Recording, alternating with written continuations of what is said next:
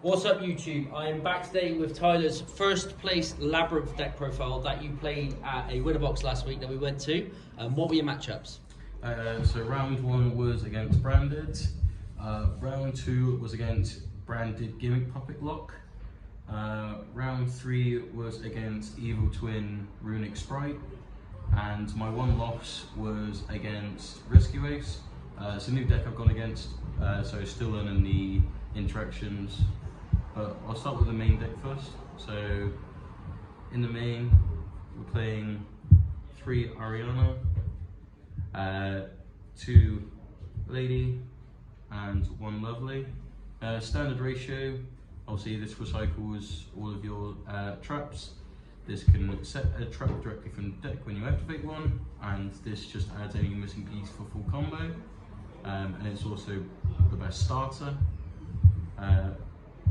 And then we are playing furniture in this.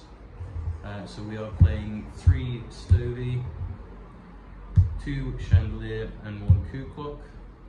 Standard ratio for Coup Clock, because you normally just always want to search it. I'm playing 3-2 because I think Stovey's so much better, especially being a level 2. You can go into Chaos Angel with either Lady or Lovely. And if you have these 2 plus any of Lady and Ariana searching in the Coup Clock, you can literally always have interactions during both players' turns. But yeah, those are the furnitures. We are playing Unchained as well. We're playing the 2 Shavara.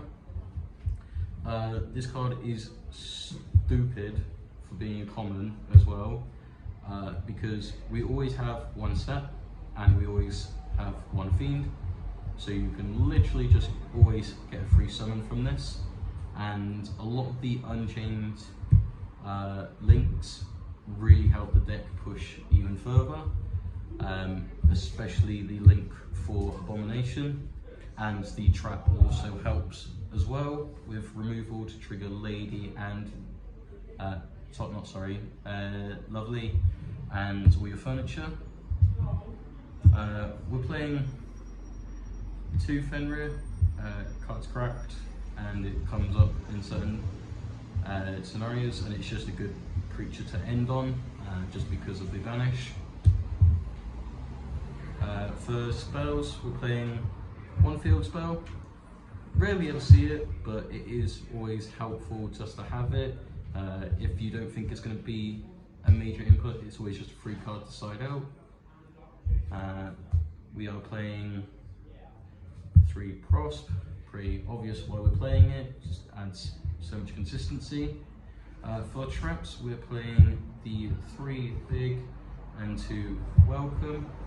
I'm playing 2 because you have so much recursion and this can always just set back from your destructions and removal.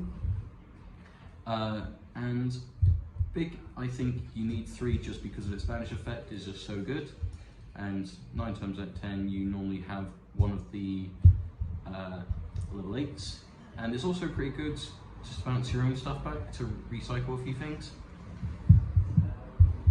The 1 Unchained card is Escape. I tested the other one, I wasn't a huge fan, but Escape is pretty crazy. You can even target yours and your opponents, and that's the cost. So even if one of them gets removed, you can still resolve this as much as possible, which is always really good.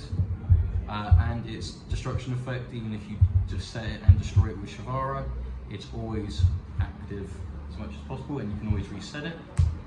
The interruption traps, we have 1 D Barrier, 1 Karma Cannon, 1 Ice Dragon, 1 Eradicator, and 1 Punishment. D Barrier, just because of the amount of stuff in the format. Karma Cannon, I personally think it's probably one of the best trap cards I've ever used.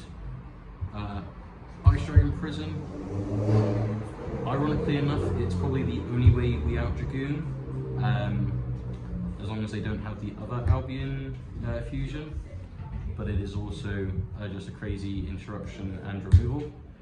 Eradicator, this card should be banned. It's actually crazy.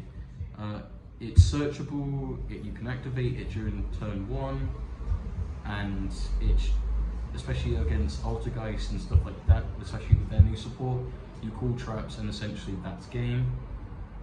Punishment just for removal, and we play a lot of punishment targets because our extra deck is so flexible. But that's the traps.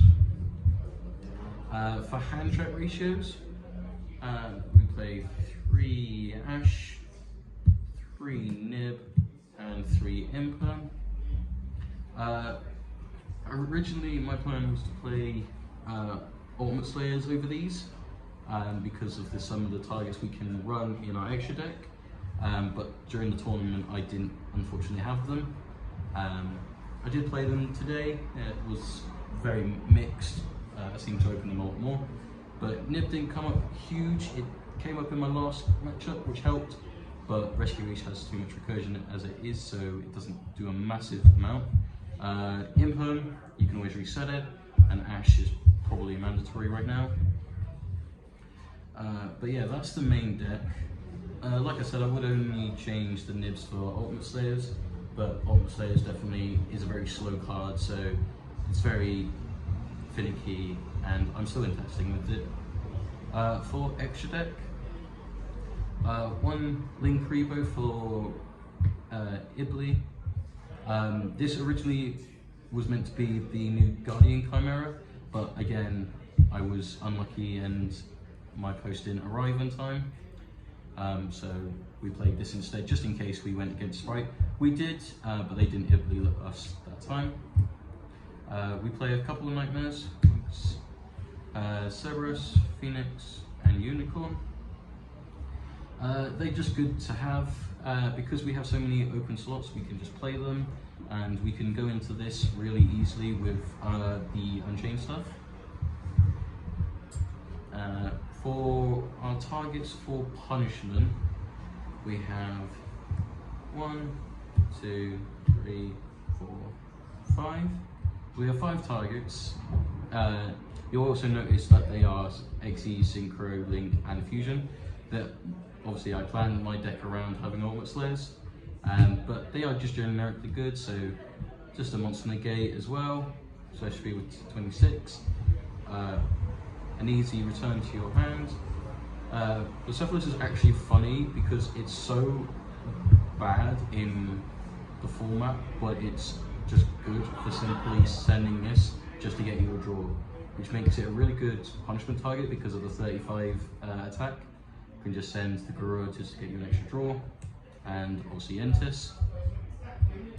For the Unchained stuff, we play Abomination, Anguish, Soul of Rage, and Lord of Yama. This card's crazy just because you can add Shavara, and then you just carry on with your turn, and then you can just go into Soul of Rage just to link off one of your guys, and then even set the trap and then pop this, return it back to the field because of this effect, and add another one to your hand, and then you can link off into something like this or even Unicorn. Anguish is really good. I didn't really make it a lot, but it is quite finicky. And Abomination I didn't make once, but when I will make it, when the time comes, it will definitely pull its weight. But it's definitely worth playing it just in case. And then the only 2 cards that Labrynth really care about is Marika and Chaos Angel. Just discard anything to special summon any fiend, and Lady plus Stovey makes this, and pretty crazy because you can just do this, make this, and then come back for another banish. But yeah, that's the main and extra. For the side, it didn't change during either tournaments, but I played Bell. I was informed to play these Droll because we are now in a Droll format, which originally these were different, but thanks to Lewis, shout out Lewis, he informed me that Droll is really important, and it has come up, to be fair. Double Lightning, another dimension barrier because there is so much extra deck stuff happening in this format, and just having 3, especially against something like branded, was just insane for me. 1 Compulse, Deck Debbie for Sprite and Evil Twin, which won me, especially with Eradicator. I had both these set and activated both, and they just instantly lost because they have nothing else. And then the 3 Judgment, just because it's able to negate so much. But yeah, that's the side. So yeah, thank you. Thank you for watching the video. This has been Tyler's first place Labyrinth deck profile that he played at the winner box. Thank you for watching the video. Don't forget to like, share and subscribe, and stay tuned for more content. Cheers.